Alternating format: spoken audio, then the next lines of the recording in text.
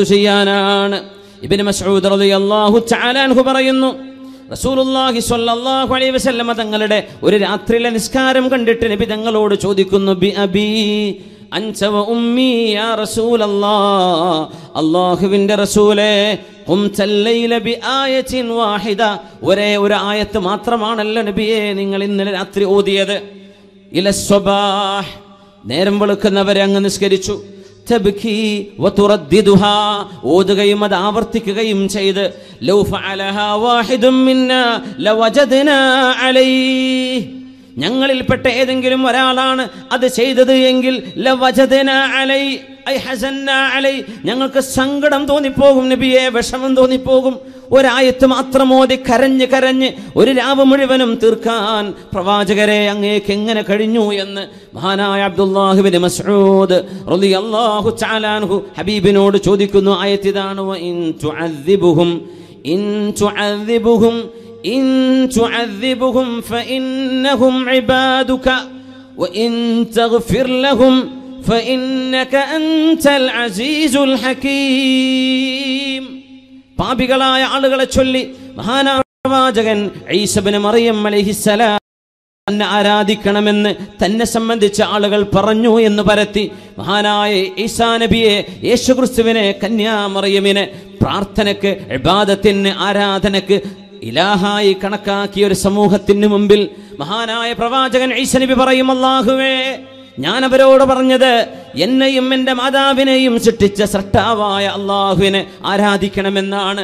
ഞാൻ പറയാത്തത് അവർ എന്നിൽ ആരോപിച്ചു, ഞാൻ പറയാത്തത് അവർ ചെയ്തു. അതുകൊണ്ട് തമ്പുരാനെ, ഇൻ തുഅദ്ദിബുഹും ഫഇന്നഹും ഇബാദുക, നീ ശിക്ഷിക്കുകയാണെങ്കിൽ അവർ നിന്റെ അടിമകളാണ്. വ ഇൻ തഗ്ഫിർ ലഹും, നീ പുറത്തു കൊടുക്കുകയാണെങ്കിൽ ഫഇന്നക അൻതൽ അസീസുൽ ഹകീം, നീ മാപ്പ് ചെയ്യുന്നത് കൊണ്ട് നിന്റെ അഭിമാനത്തിന് ഒരു നഷ്ടവും വരില്ലല്ലോ റബ്ബേ, നീ അഭിമാനിയാണ്, നീ അധികാരിയാണ്, നീ ഹക്കീമാണല്ലോ എന്ന് ഈസ നബി നാളെ പരലോകത്ത് അവിടുത്തെ ഉമ്മത്തികളെയോർത്ത് പറയുന്ന വചനം നമ്മളെയോർത്ത് കരഞ്ഞു ദുആ ചെയ്യുകയാണ്, നിസ്കരിക്കുകയാണ് ഹബീബുനാ റസൂലുള്ളാഹി സ്വല്ലല്ലാഹു അലൈഹി വസല്ലം. അല്ലാഹുമ്മ ഉമ്മത്തി, അല്ലാഹുമ്മ ഉമ്മത്തി, അല്ലാഹുമ്മ ഉമ്മത്തി എന്ന് ഹബീബ് ദുആ ചെയ്തിട്ടുണ്ട്. നിസ്കാര ശേഷം എൻ്റെ ഉമ്മത്തികളെ ഓർക്കുകയാണ് അല്ലാഹുവേ, എൻ്റെ ഉമ്മത്തികളെ ഓർക്കുകയാണ് റബ്ബേ, എൻ്റെ ഉമ്മത്തികളെ ഓർക്കുന്നു.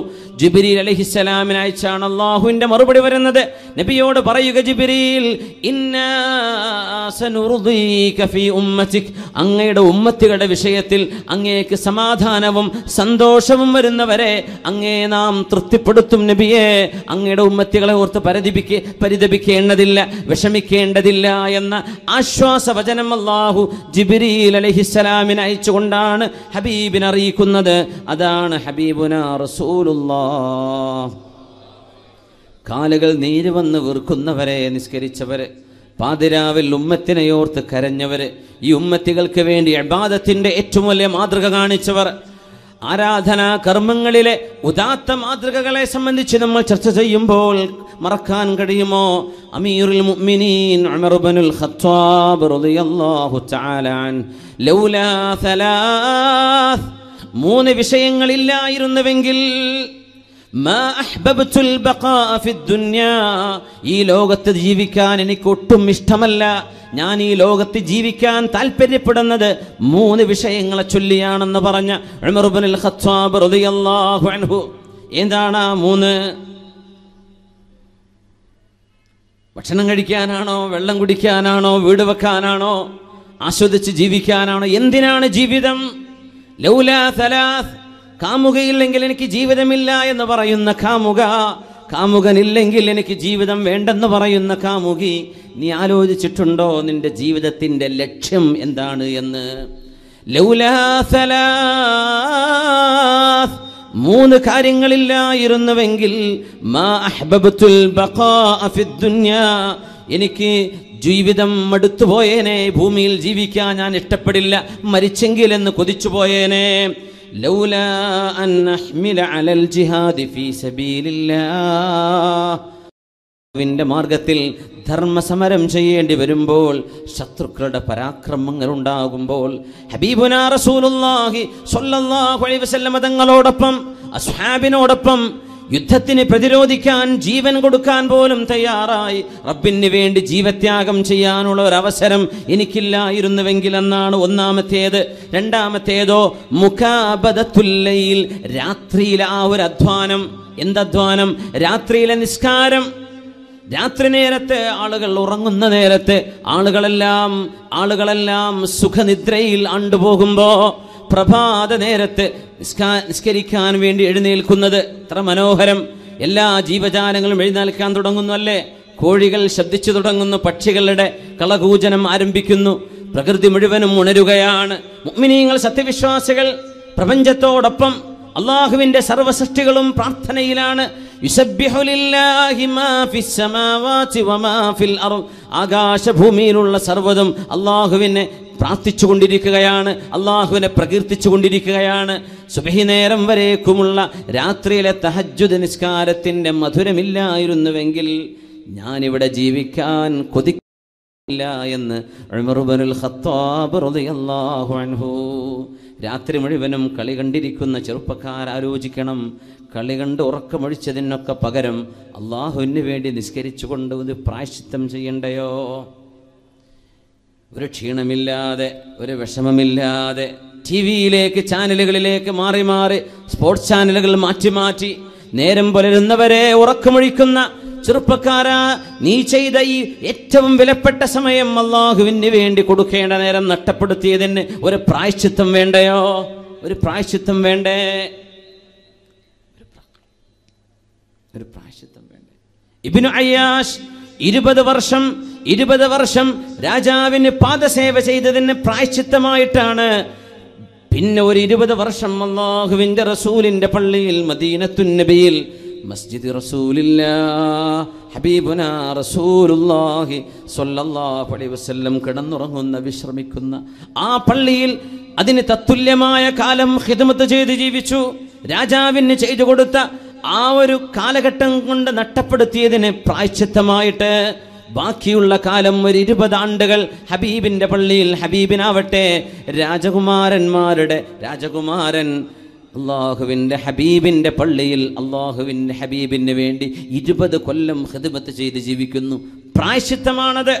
മനസ്സിൽ തോന്നുന്ന ഒരു പ്രായശ്ചിത്ത ബോധം, കുറ്റബോധം നമുക്കത് തോന്നണം. ചെറുപ്പക്കാരാ, പ്രായത്തിൻ്റെ ആ ഒരു ചെറുപ്പത്തിൽ നമ്മൾ സംഭവിച്ചു പോകുന്ന ജീവിതത്തിൽ താളപ്പിഴകളെ പരിഹരിക്കണം, തിരിച്ചു കൊണ്ടുവരണം. താളപ്പിഴകളില്ലാതെ ജീവിതത്തിൻ്റെ മെയിൻ സ്ട്രീമിലേക്ക് കടക്കാൻ കഴിഞ്ഞവർ ഭാഗ്യവാന്മാർ. താളം തെറ്റിപ്പോയി തിരിച്ചു വരുന്നു, ഭാഗ്യവാന്മാർ തന്നെ, അവർ മോശക്കാരല്ല. അല്ലാഹു തആല പറയുന്നു, ഫച്ചാഇബു മിൻഹു, നിങ്ങളിൽ നിന്ന് ആരെല്ലാം എന്നോട് പശ്ചാത്തപിച്ചു വരുന്നുവോ, അന ഹബീബുഹു, ഞാനവൻ്റെ ഹബീബായ കൂട്ടുകാരനാണെന്ന് അള്ളാഹു പറയുന്ന ഒരു ഖുദ്സിയായ ഹദീസുണ്ട്. എന്നിൽ നിന്ന് തെറ്റിപ്പിരിഞ്ഞു പോയവര് എന്നിലേക്ക് തിരിച്ചു വരികയാണെങ്കിൽ ഒരടി വെച്ചാൽ, ഒരു ചാണ് വന്നാൽ ഒരു മുഴം അള്ളാഹു അങ്ങോട്ട്, നമ്മളൊരു ചാണെടുത്തു അപ്പോഴേക്കും ഒരു മുഴം അള്ളാഹു. അതുകൊണ്ടാണ് ജമാഅത്തിന് കൂടുമ്പോഴേക്കും തറാവീഹിനുള്ള തൗഫീഖ് നൽകുന്നത്, ഖിയാമുൽ ലൈലിന് തൗഫീഖ് നൽകുന്നത്, ഇതുപോലെയുള്ള മജ്ലിസുൽ ഇൽമിലേക്ക് വന്നിരിക്കാൻ തൗഫീഖ് ഉണ്ടാകുന്നത് അള്ളാഹു ചെയ്തൊരു സൗഭാഗ്യമല്ലേ? ഒരു ചാണാകുമ്പോൾ അള്ളാഹു ഒരു മുഴം ചെന്നാൽ അള്ളാഹു ചാല ഒരു കൈ നീളം മുഴുവനും അള്ളാഹുവിലേക്ക്, അത്രയും റബ്ബിലേക്ക് അടുത്താലോ.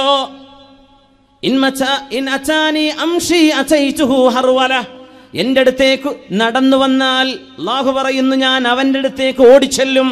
ഇനി അവൻ ഓടി വന്നാൽ അള്ളാഹു എന്ത് ചെയ്യുന്നു പറഞ്ഞില്ല. അത്ഭുതം, സുബ്ഹാനല്ലാഹ്.